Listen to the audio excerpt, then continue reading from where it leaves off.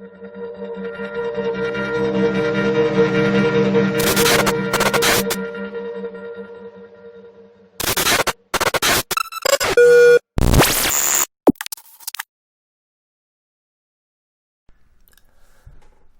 당신의 주식회 완료되었다.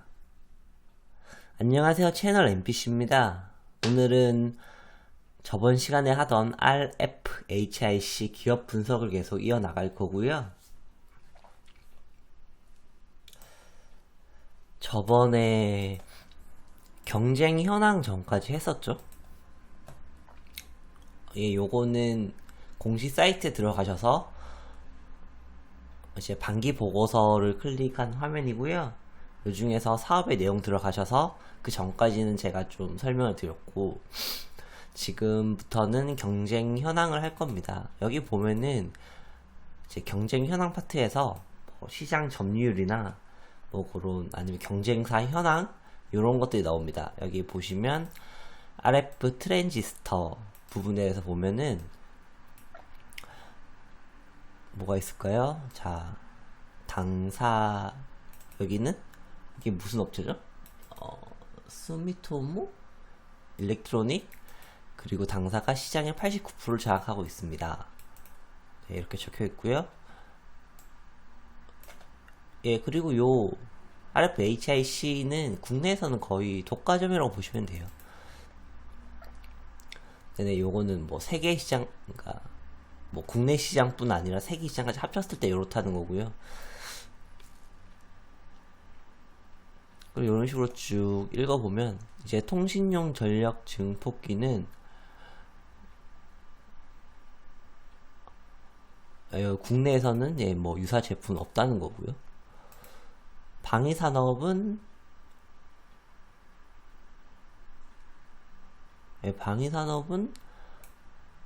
뭐 이렇게 나와 있듯이 그러니까 레이더용 전력 증폭기 생산하에 경쟁하는 업체는 미국 나스닥에 상장한 요런 회사들이 있다 라는 거고요. 그러니까 이제 요런 걸 가지고 생각을 해봤을 때 경쟁이 뭐 어느 정도 있거나 혹은 심각한 정도는 아니고, 이제 국내에서는 거의 경쟁이 없다고 보고, 국내 기업은 이제 경쟁을 해외에 있는 다른 기업들과 한 3개, 4개 정도끼리 이렇게 경쟁을 하는 구도라고 보면 될 것 같습니다. 그러니까 사실 아주 경쟁 사항이 괜찮은 업종이죠, 이게. 그리고 여기 보면 이제 비교 우위 사항이 나옵니다. 자, 이 부분도 사실, 그러니까 뭐 중요하지 않은 부분이 없지만, 이런 경쟁 우위 부분도 사실 어떻게 보면 되게 중요하다고 볼 수 있어요.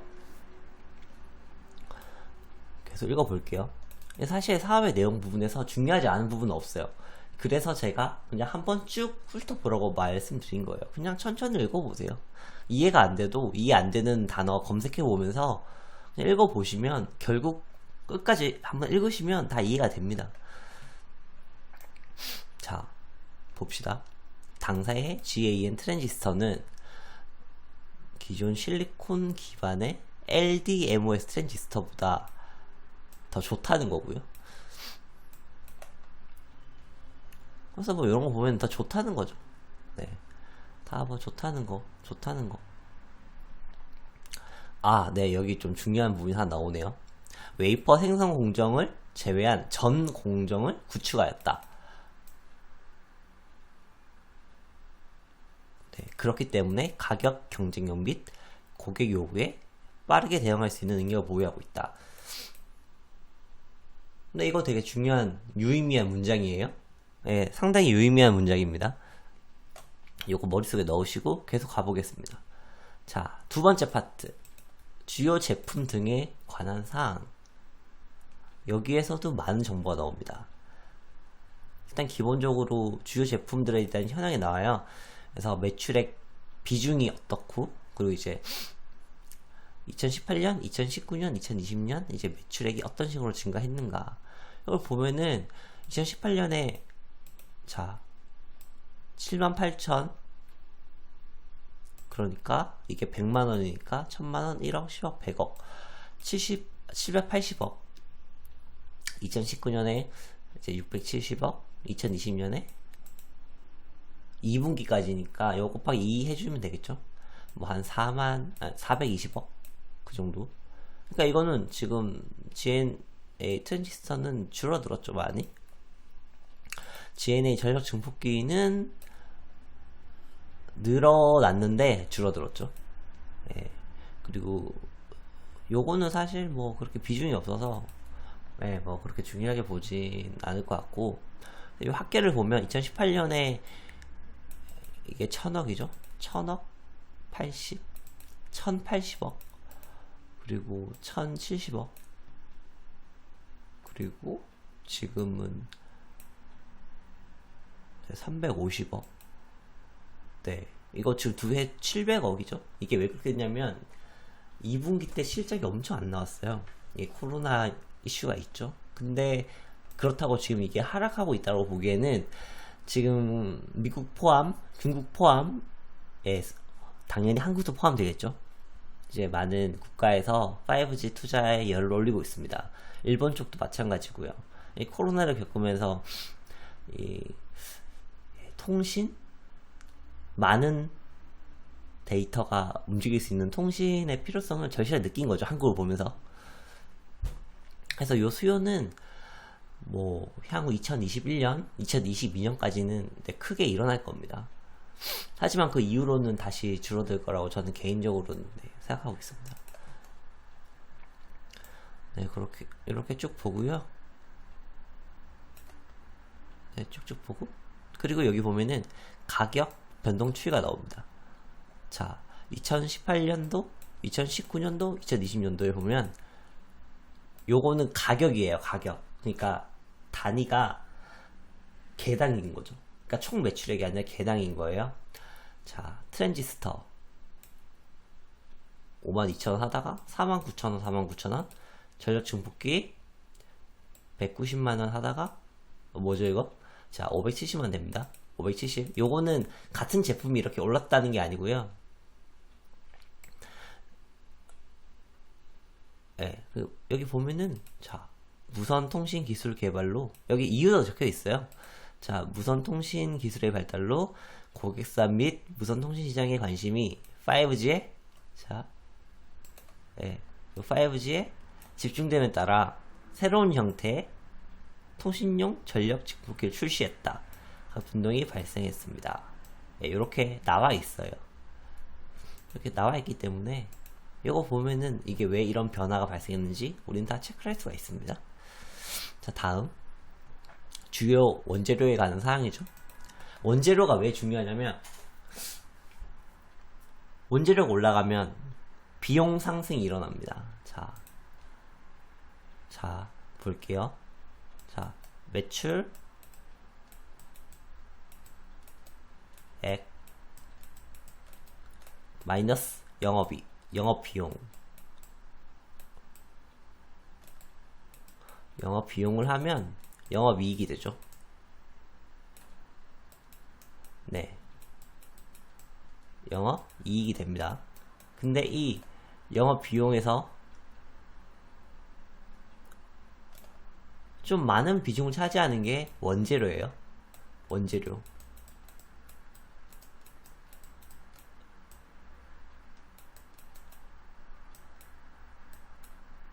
자, 이 원재료의 가격이 올라가면 어떻게 돼요?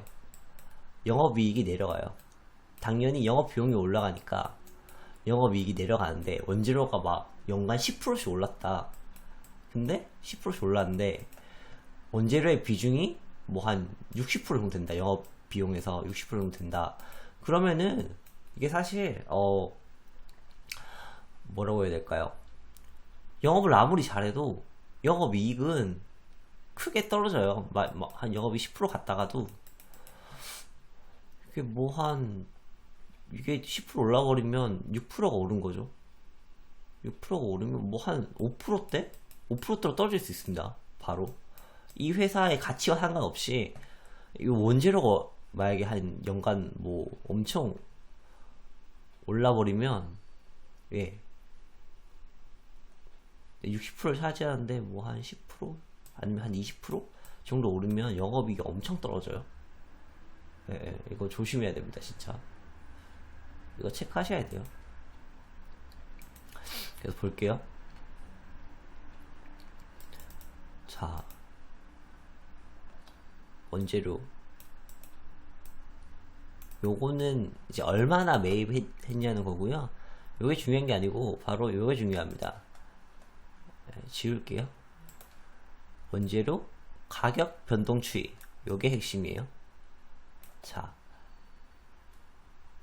웨이퍼 및 패키지.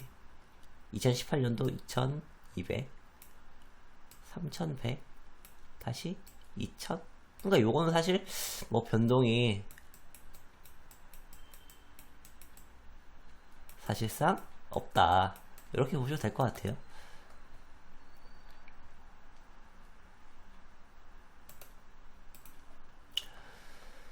그리고 계속 보겠습니다. 생산비 설비에 관한 사항은 자, 이게 회사마다 좀 다른데 가동률이 따로 나오는 데도 있고 뭐 같이 넣은 데도 있는데, 아무튼 요 가동률이 중요합니다. 가동률. 이게 가동률이 뭐냐면, 자, 이게 항목에 따라 달라요. 그러니까 사업 부문에 따라 조금씩 달라요. 자, 이렇게 가동률은 이제 생산할 수 있는 능력이 있는데 실제로 생산하는 건 또 다를 거 아니에요.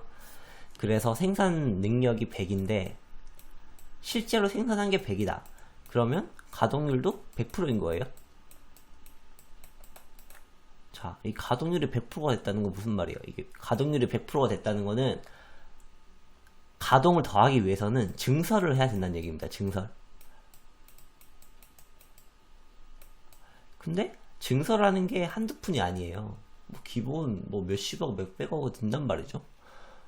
그렇기에 만약에 이 회사가 증설을 하지 않는다면 이 회사의 매출액은 자, 어떻게 돼요?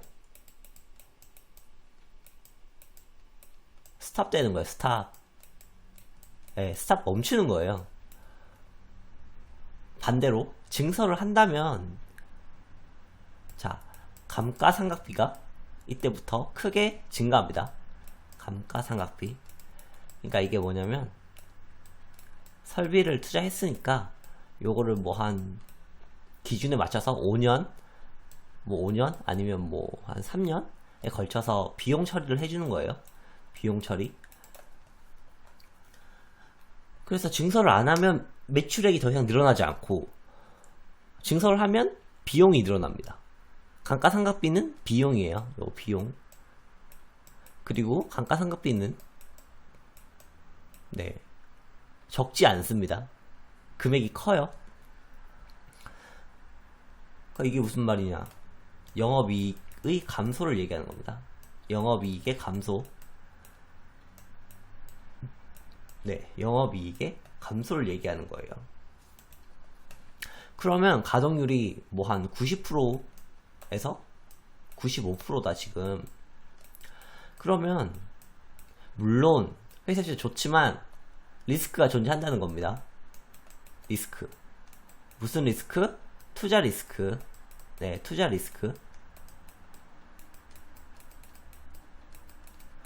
그런데 보면은 이 회사가 증설을 할지 안 할지 우리는 알 수가 있어요. 어떻게 알 수 있어요?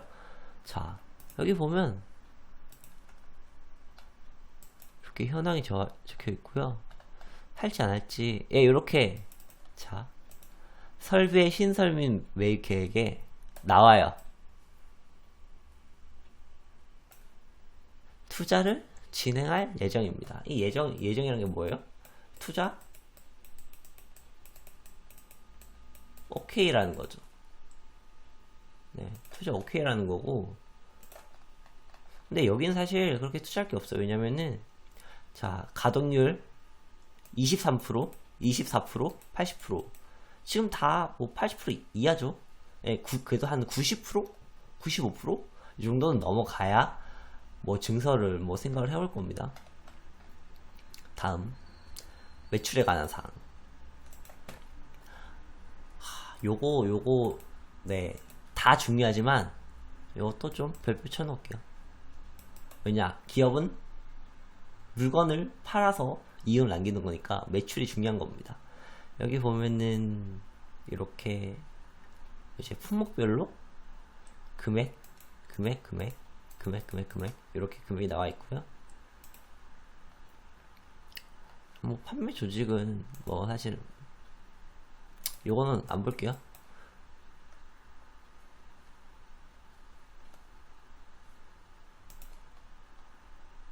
판매 경로도 뭐 특별히 필요 없고, 판매 전략, 여기는 그게 없네요. 이제 수출, 보통은 이렇게 안 나오고, 보통은 이제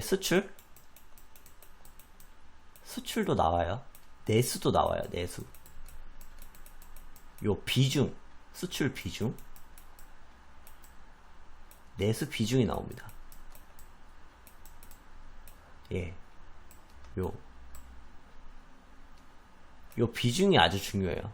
근데 여기 RFHIC는 나오지가 않네요. 뭐 안 나오면 어쩔 수 없죠. 우리가 나중에 기사를 통해서 찾는 수밖에 없습니다. 자, 계속 넘겨보겠습니다. 뭐 판매 경로도 뭐 사실 뻔하고요. 판매 전략도 뭐 뻔하죠. 예, 뭐. 자, 수주 현황. 요 수주라는 거는 미리 계약을 하고 언제까지 어느 정도의 물량을 계약하겠다는, 이제 공급하겠다는 계약을 하는 거예요.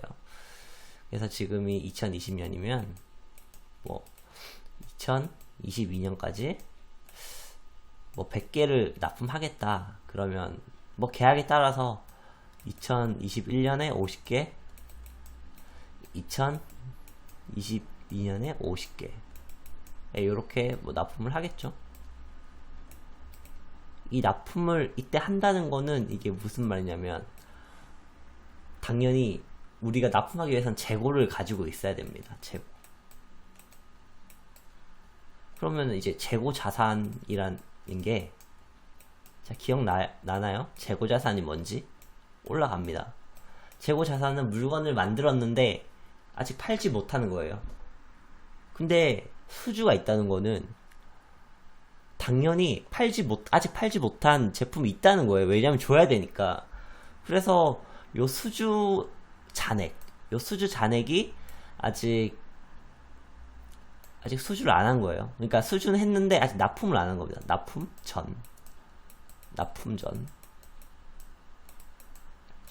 전이에요. 요 수주 잔고보다 재고 자산이 적으면 사실 재고 자산 없다고 보셔도 돼요. 아무런 리스크가 없는 거고요. 그렇기 때문에 이 수주 현황을 반드시 체크를 하셔야 됩니다. 보통 수주가 있는 기업이 재고 자산이 엄청 많이 있어요. 그런데 이 재고 자산이 많다고 이 기업 좀 리스크가 있네? 이렇게 판단하시면 상당히 곤란하다는 거죠. 좋은 기업 놓치는 겁니다. 자, 그리고 이제 시장 위험과 위협 관리는 자, 여기에서는 이 두 가지를 보시면 돼요. 첫 번째, 다시 적을게요. 부채율.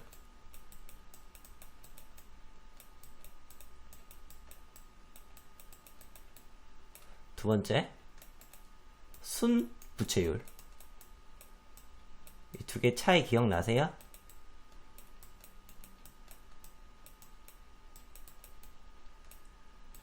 네. 부채율은 자본 대비, 얘는 자본이에요. 자본 대비,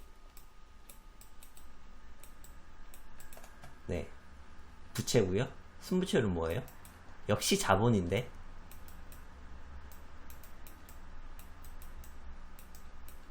얘는 총 부채예요. 총 부채. 수는 금융부채예요. 금융부채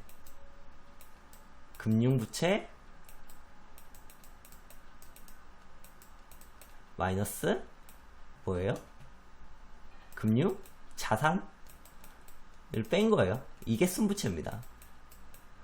그러니까 금융부채에서 금융자산을 빼면 순부채가 나오는데, 그러니까 요 일반 부채율은 총 전체 부채, 그러니까 총 부채를 이제 자본으로 뭐 나눈 거고요.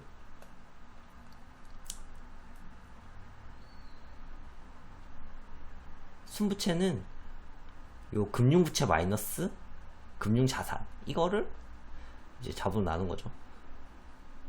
뭐 자본 대비 몇 프로냐 이런 얘기고요. 요 원리에 입각해서 보겠습니다. 신용 위협을 보면 여기 보면은 뭐 현금성 자산이 얼마고 이게 얼마고 이게 무슨 말이냐면, 자 요거는 이제 뭐 자산 얘기예요. 자산에 관한 리스크인데, 요 매출 채권 요거는 자산이지만 리스크가 있는 자산이란 얘기예요. 이게 무슨 말이냐면, 물건을 팔았는데 돈을 못 받았다는 거죠. 이게 크면은 그만큼 리스크가 있다는 건데, 요거는 굳이 여기서 볼 필요 없어요. 우리는 이제 재무제표 주석 보면서 볼 거고요. 여기서는 그냥 뭐 요거는 그냥 무시하고 가시면 돼요. 무시하고 가겠습니다. 어차피 이제 재무제표에서 볼 거기 때문에. 자, 유동성 위험. 이 유동성 위험이 바로 순부채예요. 아이고, 순부채.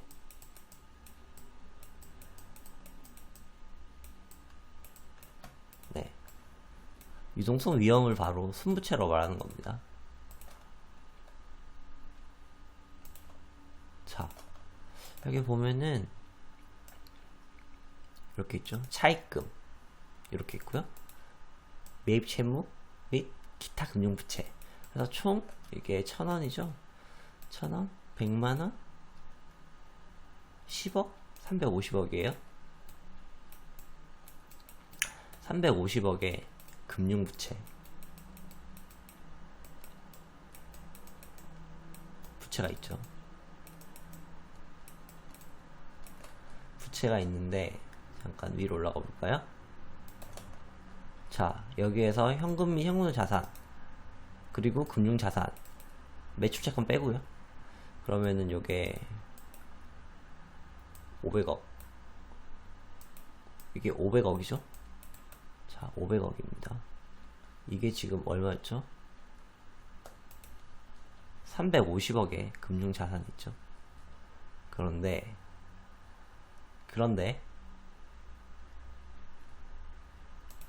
350억인데 여기는 얼마가 있어요? 현금이 500억이 있어요. 자, 그럼 500억 마이너스 350 하면, 반대죠. 다시, 왜냐면 금융부채 마이너스 금융자산이니까 350 마이너스 500을 하면 마이너스 150입니다. 그럼 이게 무슨 말이에요? 순부채가 마이너스 150억이라는 얘기예요. 지금 현금성 자산, 금융자산 가지고 이제 금융부채를 다 갚을 수 있다는 얘기예요. 그럼 요러면은 사실 이제 유동성 리스크는 없다는 얘기예요. 이러면은 없다는 얘기입니다. 그러면은 이제 재무 건전성은 정말 아무 문제 없구나 라고 생각하시면 되고요. 사실 부채 대부분은 금융부채예요. 금융부채 말고는 뭐 그렇게 크게 있을 게 없습니다. 네, 이렇게 쭉 파생은 뭐 필요 없는 거고요. 넘어가고요. 그리고 여기 보면, 자, 중요한 게 나옵니다. 연구개발 활동 중요해요. 왜 중요하냐? 이 회사의 앞으로의 뭐 얼마나 발전할 것인가, 여기에 대해서 좀 알 수가 있습니다. 가볼까요? 뭐 요런 거 중요한 게 아니고요. 인력도 뭐 중요한 게 아니고요. 요런 거 다 뭐 별로. 자, 중요한 게 나오네요. 여기 보면 중요한 거 1번. 자, 중요한 거 2번. 그리고 3번. 자, 볼까요? 아, 다시 할게요. 제가 잘못 봤네요. 중요한 거 1번. 이걸 봐야죠, 이걸. 중요한 거 2번. 그리고 흐름을 봐야 되니까 3번. 1번은 요 비용 처리, 그러니까 이제 우리가 투자를 하잖아요. 잠시만요. 여기 보면 연구 개발 비용, 그러니까 연구 개발을 한다는 건데, 이 연구 개발을 얘들은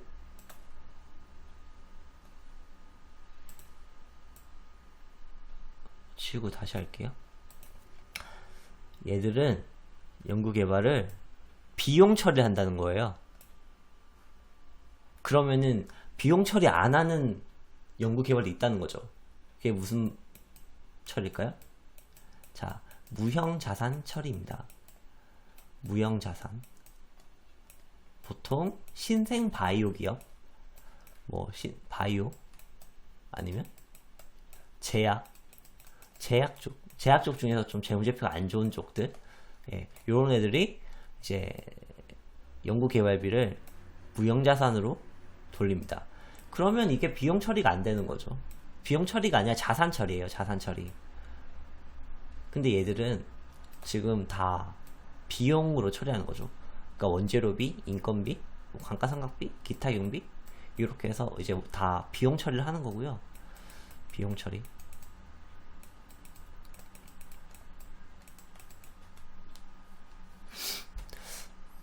그리고 여기 보면 2018년도 이렇게 2019년도에 좀 늘었죠. 근데 뭐 이 정도는 별 의미 없는 건데, 자, 여기서는 비율은 늘었는데 금액은 사실 거의 똑같죠. 그 이유는 매출액이 줄어서입니다. 매출액 감소로 인해서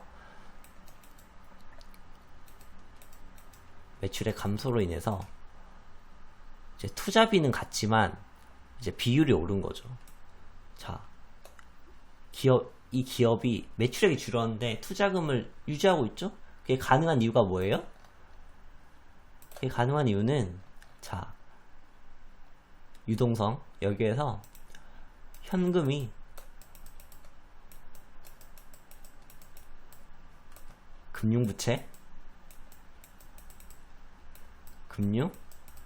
금융부채보다 많기 때문에 이런 투자가 가능한 거예요.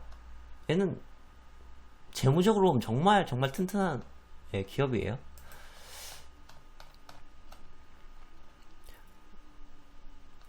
네, 그리고 이제 여기서 이제 실적이 나오죠.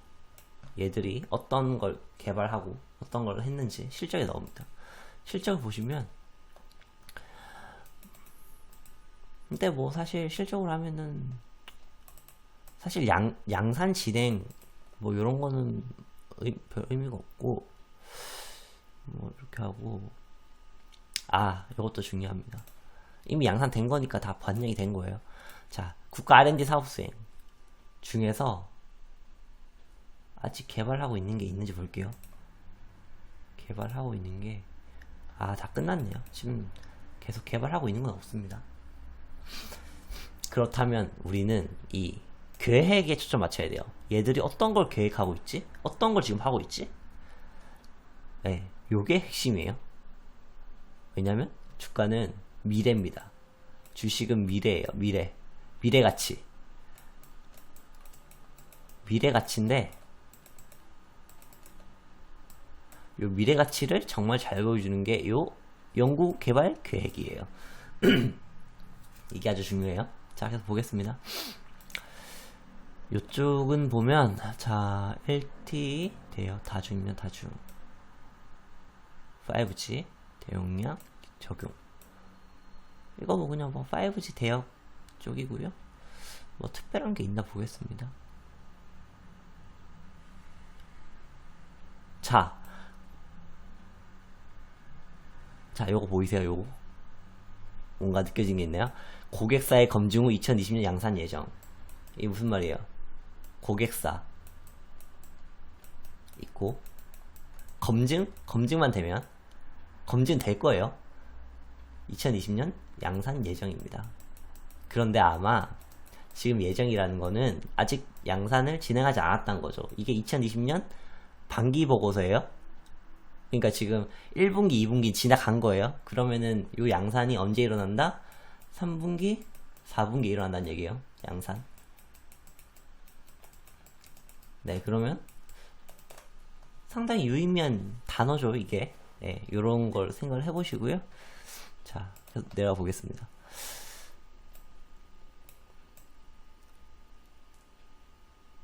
자, 여기 또 유의미한 단어가 나오죠.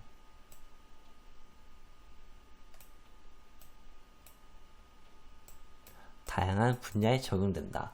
이제 ISM 밴드 GAN 트랜지스터는 자, 건조기, 소각기, 반도체 설비, 의료 장비 등 다양한 분야에 적용된다.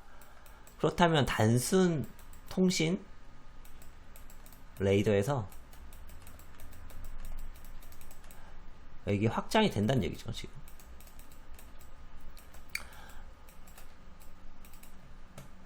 지금 얘들이 이걸 개발하고 있어요.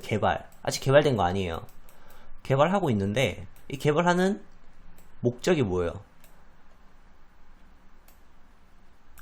예, 요 시장 확장을 위해서 하는 거예요. 아, 그렇다면 우리가 다시 생각해 볼 수 있겠죠. 아, 단순히 통신, 군사 플러스 이제 민간 분야도 축이 생길 수 있다는 거예요. 물론 알 수 없어요. 하지만 우리는 기대를 해볼 수 있습니다. 하나, 둘, 세 개 이 삼각형 축을 만들 수도 있는 거예요.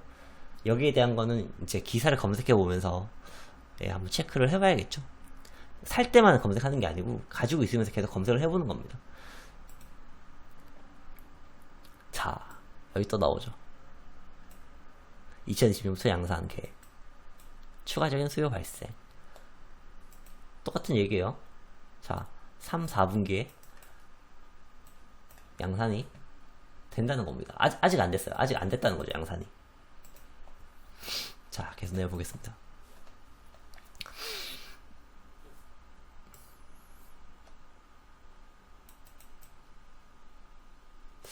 네, 요거는 뭐 성능 좋은 걸 한다는 거고요. 뭐 요것도 뭐 성능 좋은 걸 한다는 거고. 자, 요거는 이제 5G 통신용 제품 개발. 네, 그래서 뭐 괜찮은 5G 통신을 개발하고 있다는 겁니다. 얘들이 이제 시간 지나면 6G도 갈 거예요. 왜냐면 한국에 요 트랜지스터 그리고 전력 증폭기 관련된 뭐 회사는 사실 얘들이 거의 독과점이에요. 독과점. 그렇기 때문에 결국 5G 다음 6G도 갈 거고, 뭐 언제 올지 모르겠지만 7G도 결국 얘들이 다 먹을 겁니다. 그렇게 이제 성장률이 있는 거죠. 그리고 이렇게 쭉쭉, 요거는 다 군사, 이건 아직 군사가 아니네요. 아무튼 뭐 이렇게 한다는 거고요. 나머지는 일반적인 얘기. 그리고 레이더용은 이제 사실 뭐 꾸준히 있을 거예요. 우리가 기본적으로 북한이 있고, 또 옆에 일본이 있고, 또 옆에 중국이 있고, 또 위에 러시아가 있죠. 말하니까 되게 우울해지는데, 자, 그렇기 때문에 요 레이더 기술, RF 레이더 기술, 요거는 계속 꾸준히 수요가 있을 거고, 계속 상승할 겁니다. 네, 요런 식으로 가는 거고. 그리고 여기 보면 국가 R&D 사업 수행이라는 게 있는데, 자, 사업 규모도 있지만 사업 기간이 아직 안 끝난, 이건 끝났고요. 안 끝난 것들. 자, 안 끝난 것들. 요거 안 끝났고. 뭐 근데 특별하게 잠시만요. 자, 이거 보겠습니다. 차세대 소형 위성이요, 우주혁신 기술 탑재제 X밴드 SSPA 개발. 이게 올해 말까지 하는 거죠. 용역까지고요. 발주처가 카이스트입니다. 카이스트.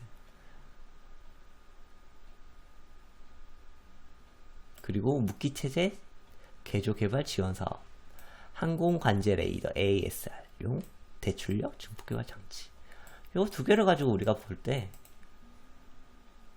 아, 꾸준하구나. 역시 꾸준하구나. 꾸준 플러스, 예. 이제 군사 항공 쪽도 얘들이 곧 먹겠구나. 예, 요런 건 뭐 이제 우리가 알 수 있는 거고요. 그리고 뭐 요런 거는 뭐 특허인데 뭐 특별한 게 없을 겁니다. 아마 위에서 다 설명했기 때문에 뭐 특별한 게 없을 거예요. 특허가 많긴 하죠. 네, 그래서 요렇게까지가 이제 사업의 내용에 대한 내용입니다. 사업의 내용을 한번 쭉 훑어본 거예요. 그래서 우리가 이렇게 딱 한번 훑어보니까 이 회사가 어떤 회사인지 바로 감이 잡히지 않나요? 저는 아직 뉴스도 찾아보지 않았고 이 회사의 뭐 관련 리포트도 찾아보지 않았어요. 이 회사 홈페이지도 들어가보지 않았어요. 그런데 사업의 내용에 대해서 한번 훑은 것만으로도 우리는 이 회사에 대해서 정말 남들보다, 엔간한 투자자보다 우리는 더 많은 정보를 얻게 되었습니다. 이 정보를 토대로 이제 재무 분석을 하는 거예요. 재무 분석이 중요한 게 아니라 이 사업의 내용, 자, 요 사업의 내용을 토대로 재무 분석을 하는 게 중요한 거예요. 그래야 제대로 된 재무 분석이 됩니다. 네, 이게 중요한 거예요. 그래서 이번 시간에는 사업의 내용을 이제 중간 부분부터 끝 부분까지 마무리를 했고요. 다음 시간에는 요 연결 재무표, 그리고 연결 재무제표 주석, 요거 두 개를 가지고 데이터에 기반한 데이터 기반, 즉 숫자 기반의 기업의 건전성을 평가할 거예요. 여기에서 사실 사업의 내용은 뭐 데이터라기보다는 좀 이 회사의 주장? 근거 있는 주장에 가깝죠. 이 주장이 정말 데이터에 나와 있는지 확인을 해보는 시간을 가질 겁니다. 네, 그럼 오늘은 여기까지고요. 또 다음 시간에 뵙겠습니다. 네, 감사합니다.